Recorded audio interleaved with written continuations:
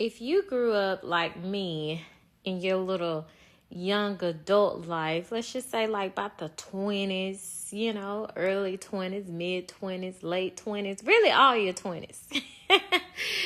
You grew up, and maybe even young 30s. It don't matter what age and generation you in. You grew up at some point in your life, if you were not under a bubble, with Usher music, with Usher playlists, My Way, Confessions. Confessions set it off. Straight up. Confessions set it off. And so that is a part of like what you remember made you feel good, some type of way. That old R&B that used to just, hit you, right? So I've never been to a Usher concert. I've always wanted to go, but never been. And when he had the residency concerts going on a few months ago, I wanted to go. But the way my life set up, $700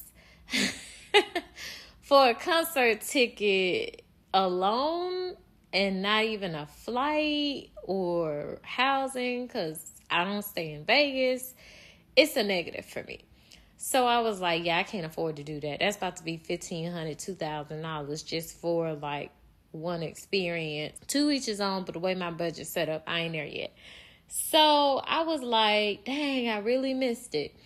And so somebody called me, and well, she actually texted me. She was like, I got an Usher ticket. And she was like, do you want it? Now, I'm jumping up and down in excitement. But before I could text her back, she texts me right back and says somebody else had gotten a ticket. So I was like, dang, man. I was like, but you know what? I had said if Usher changed his tour locations that I would go. So this must be a sign. Because it's much cheaper to fly to some places than it is to fly to Vegas. I thought this was a sign for me to go. For sure. It has to be. God set this up. I literally said, thank you, Lord, for putting this together for me. Because you knew my heart desired to do this. So I go online and I look at the dates and happen to find an affordable ticket. Let me tell you this. It wasn't that many tickets left at all. Not that weren't in the nosebleeds. And I'm afraid of heights, so nosebleeds don't do it for me. So, and plus I can't see, so I need to be lower. So it wasn't that many more affordable tickets where I wanted to sit. So I was like, cool, got it. I'm able to get one that I can afford. It's in a good place, and I got on my. I have no problem going to a concert by myself. So I get ready to book the ticket, right? I'm getting ready to book the ticket.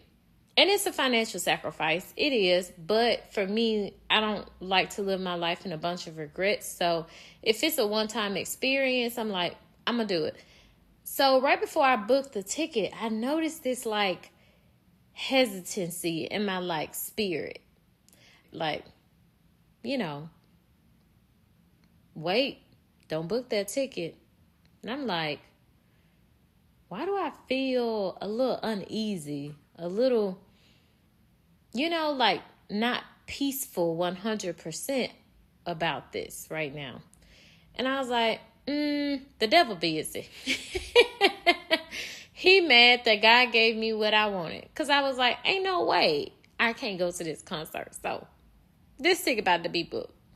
So I step away from it because I'm like, this feels weird. Why do I feel like, I shouldn't book this ticket? And so I wrestle with it for a bit, and then I get to a certain point with something where I have to make a decision.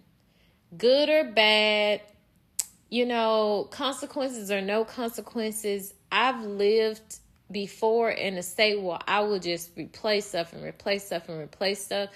I will walk around with stuff and it becomes heavy and a lot of anxiety. So I make a decision and I choose to live with the decision. So I was like, I had said to myself that I wanted to go to this concert. And now this concert is in a place I can go. I believe I'm supposed to go. I'm booking the ticket.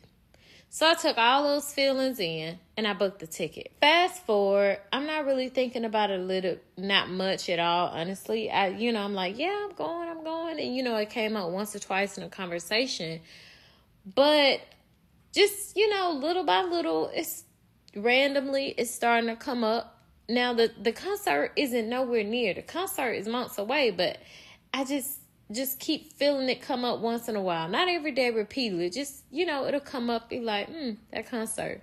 But that's it. So, I woke up one day today and watched the Dear Future Wifey podcast episode with September Black. If you have not watched it, you gotta go watch it. This is a spiritual experience. This isn't just a podcast episode.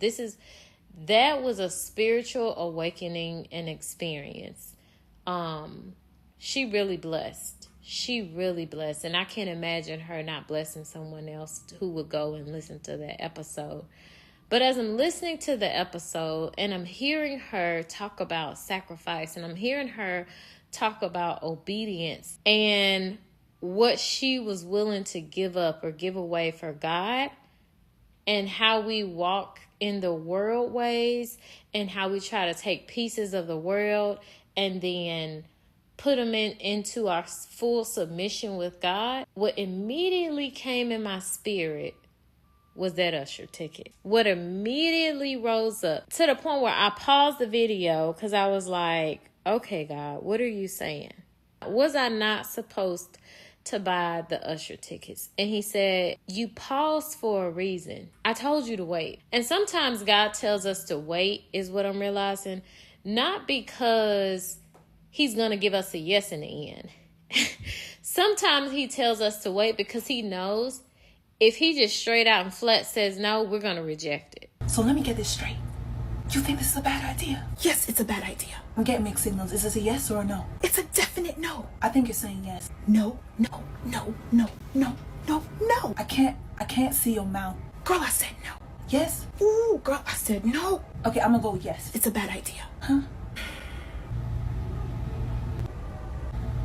I'm gonna see for myself. Go protect this little girl, please. So he'll just say wait so that he can tell you the answer later.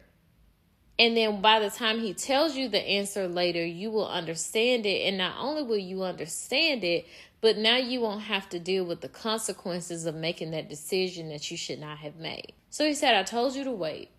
And had I waited, I wouldn't have wasted that money because this ticket was hundreds of dollars. It wasn't $700, but it was still hundreds. So I was like, you did. But I didn't want to sell out. And so I just went ahead and got it. And I really didn't think nothing was wrong with it. I didn't think nothing was wrong with it. I thought I could handle it. But as I continued to listen to Miss September, I knew that me going to that concert was going to be in disobedience. I literally heard myself as I'm talking back, and I said, I don't want to waste the $386. I spent $386 on this ticket. I don't want to waste the $386 that I spent on this ticket. And what I heard God saying, you have a purpose project that I have given you, that I have made promises to you about, that it's going to take way more than $386 to see fruition. And the purpose project is already in works and it comes out in a couple months. And he said, but you can't trust me enough to sacrifice $386. But you don't want to sacrifice $386. You don't want to sacrifice this experience of a you that you used to know, that you remember having good times with. And so I said, okay. I said, I probably... Can I get my real people to talk to me? I said, okay, Lord, I probably will not go. Since you said it, I probably. And we say probably because we don't want a lot of God. Some of us revere God too much to play with him like that. And sometimes that's okay because what I'm realizing is God knows. So he knows where you are when whatever comes out of your mouth comes out of your mouth. So it would have been very easy for me to say, all right, Lord, I ain't going to go. But I knew that I had not made that decision that I'm not going in my heart yet. I knew that it wasn't a good idea to go, feeling the hesitancy, but I was playing through all the possible scenarios and like, well, is it really that bad or what could go wrong? I was doing all of that in my head, and I had not decided that I was not going. I get on the phone with my sister, and we're just talking, and it's just heavy. It's heavy at this point that I'm wrestling. Like in the Bible, wrestling with God, it's heavy in my spirit that at this point I'm wrestling. And whenever I'm wrestling with something and it's not blessing someone else, or it's not, walking in the purpose that God is calling me to walk and walk past the fear or inferiority that I feel, if it's to do something that's not in alignment of that, then I know then I'm wrestling with something that I need to release. And so I'm on the phone with my sister. I kid you not. I cannot remember the moment that I already had the person I was going to text in my head, because we was at dinner and she had literally said she was looking for the tickets. Don't know when during this phone conversation I decided. But at some point, I don't like to continue to argue with God repeatedly. So I have to do it. I'm not the type of person that's just about to sit here and come to the moment where I'm just like fully okay with God telling me what and how he want me to do something. I just remember me picking up my phone and me texting her and say, hey, will you go to a concert by yourself? And end up giving her the ticket. And if I was to say I walked away from that moment like, oh, bless the Lord, I just obeyed God and it feels amazing. No. I felt a bit grieved. I still feel a little grieved, to be honest, because I can't fully understand why God said no. I can't fully understand why I can't go into certain places and protect myself and my spirit enough to where I can enjoy some of the things that I love and enjoy. Now, let me say this. I don't feel convicted about certain R&B concerts. I went to a Drew Hill concert, didn't feel any type of way. I would go to an R&B, like old school R&B concert, different type of way. What I did was I went online and I started looking at some videos.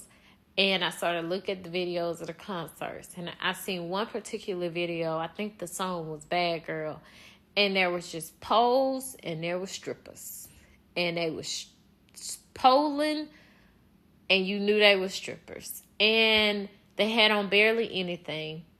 And I was looking and I was like, my spirit would not be settled in that place. So no matter how much I will be in there wanting to enjoy it, wanting to have fun, I couldn't.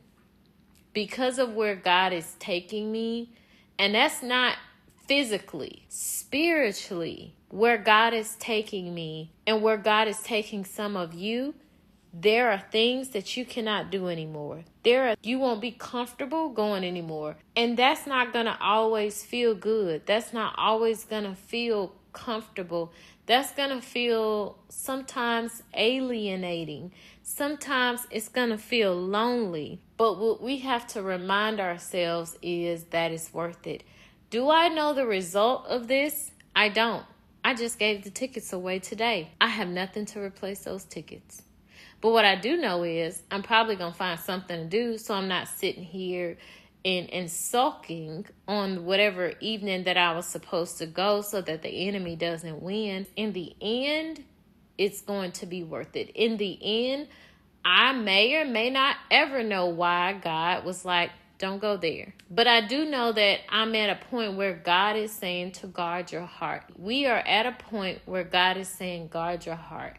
We are at a point where the evil spirits of this world is infiltrating in different ways through our music, through the things that we see, through the shows that we watch, through the movies that we watch. He's infiltrating our spaces. And if we don't guard our heart, if we don't become the example of living holy and righteous that God desires for us to be, and not one toe in the world and one toe out, then we can't really say that we're doing what we can to redeem the world back to Christ. And I'm not saying the Usher concert is your conviction, because I don't know your walk and I don't know what God is or is not telling you. I'm telling you it's my conviction. I'm telling you, when you feel that prompting and that nudging in your spirit telling you not to do something or to do something, sometimes we have to just follow it without knowing why, without knowing if there's ever gonna be a recompense, without knowing when. We'll see the reason or even the fruit, if there is any fruit from not doing it. We just have to walk in trust. And if we trust God, what will come from that, even though there is sadness, even though there may be a grieving point, even though there may be loneliness and uncomfortability, what will come from it is what is more fulfilling than anything we could ever ask for, and that is peace. If we do not have God's peace, it is not worth it.